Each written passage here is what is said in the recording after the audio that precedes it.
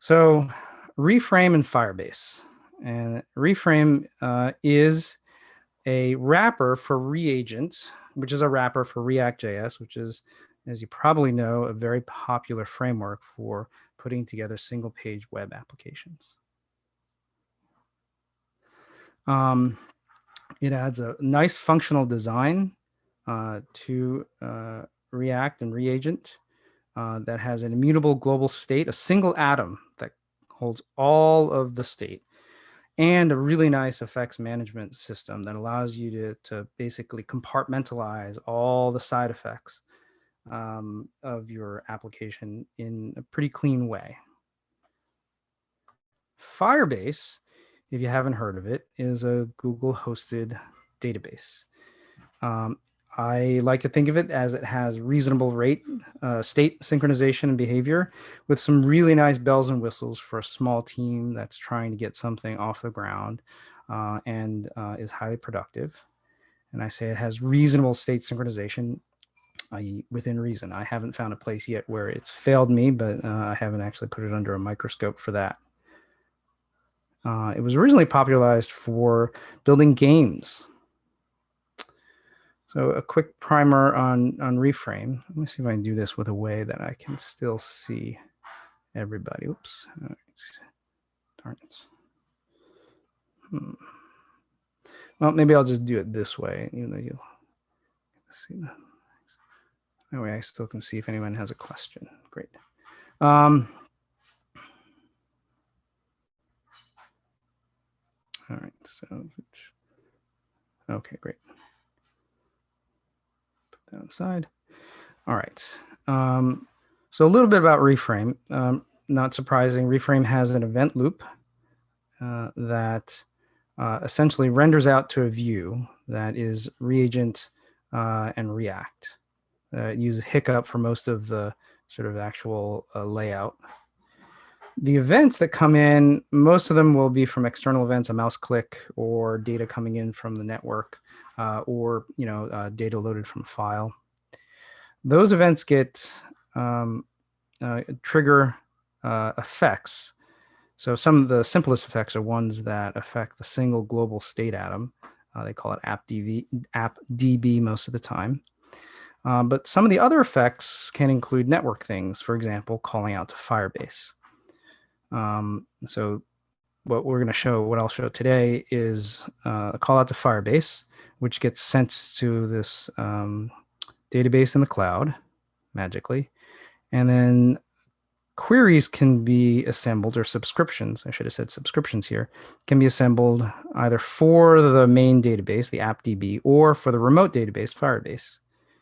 As those subscriptions are built, they essentially sign up to listen to changes in the state of those areas. And when they change, they get re-rendered into a view, which then gets handed to React, ultimately for display on the screen. Firebase, there's quite a lot to it, but for tonight, there's really two key operations.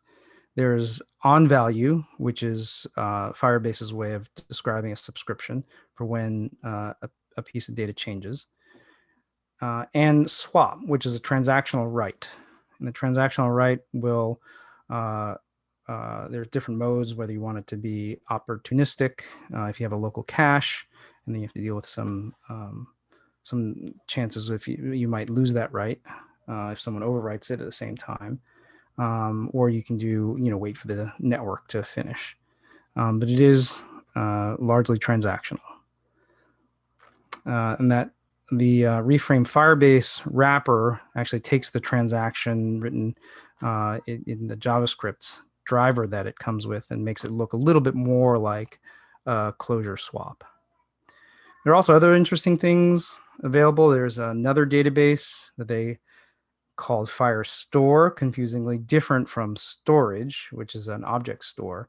That's also available in reframe Firebase in the fork that I have. And the doodle over here on the right, this is the Google icon for Firebase, and then these are the different clients that can all connect, and they'll get fairly short order. I haven't measured the latency updates if you're on different browsers in different parts of the network. What does this generally compare with? I am not by any means an expert on all the different frameworks, all the different databases. Obviously, there's lots of them, but Fulcro, Ohm, Helix on the compare a little bit with Reframe to help you put the bits on the screen, and then Datomic and Mongo and infinite others for managing the data. But why? Why did I bother to go and do this for maximum leverage, which is why I think we all probably came to something like Clojure. Minimum hassle, or another way to say it is I'm kind of lazy. So there's a demo. It's actually running at that address. I'll try and leave that up while I switch over to show the code a little bit. Any questions or comments so far? Oh, they have a nice console. Let me just switch on over to Emacs here. So maybe I should show the app first. So here's the app, the Reframe Firestore example. And I see somebody has been clicking on this already. So who else is looking at the website now? Anyone? Raise your hand if you're looking at the URL. Let's see. All right, somebody must have clicked on it already. So every time I click on it over here, it changes. If, let's see, no, I only have one of these, so let's get another one up.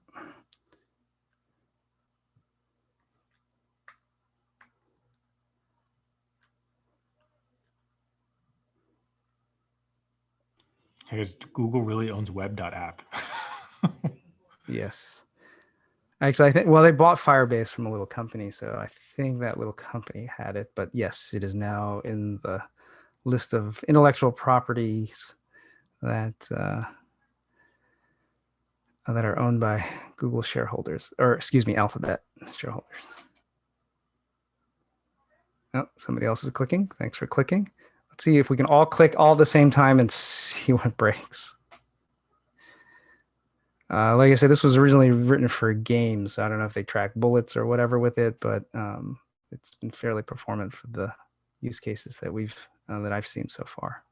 Okay, so that's it. I know, not the sexiest, but it does do its thing.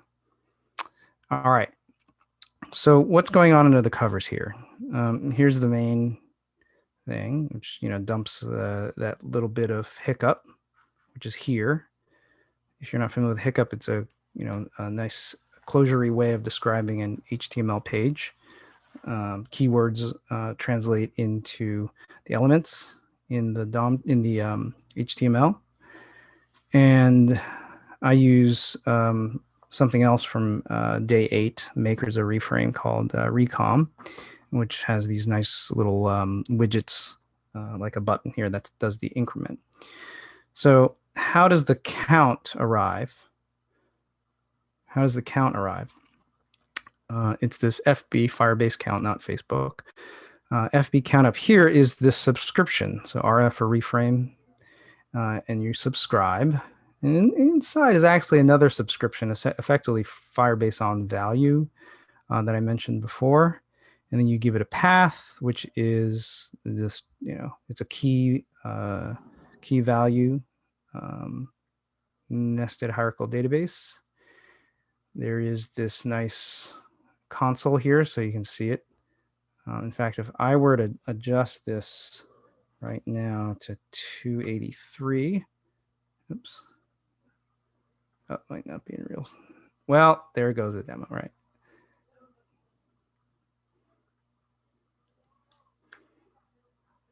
Didn't throw the chicken bones properly. Here we go, 284. Hopefully, if you guys are seeing it, it updates real time as well. All right.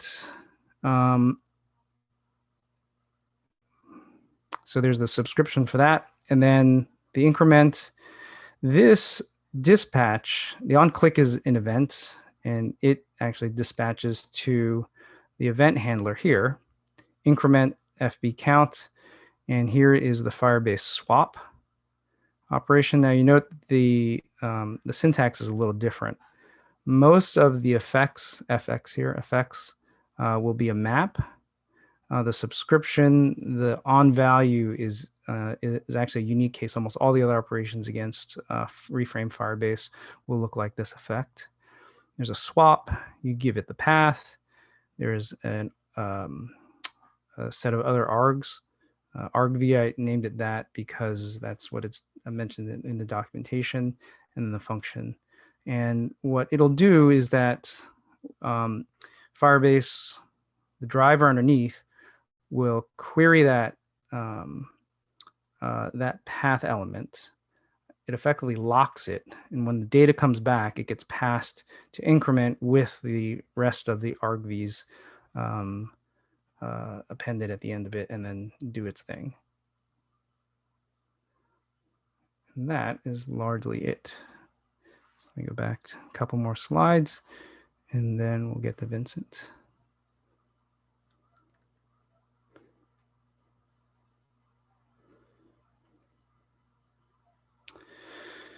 So it's, like I mentioned, a fast, at least fast enough for me, managed hosted database in Firebase with distributed update, eventual consistency. It has this concept of a global subscription, which then gets rendered into a view. It's productive, it's fun, and if you build something good with it, it may be profitable as well.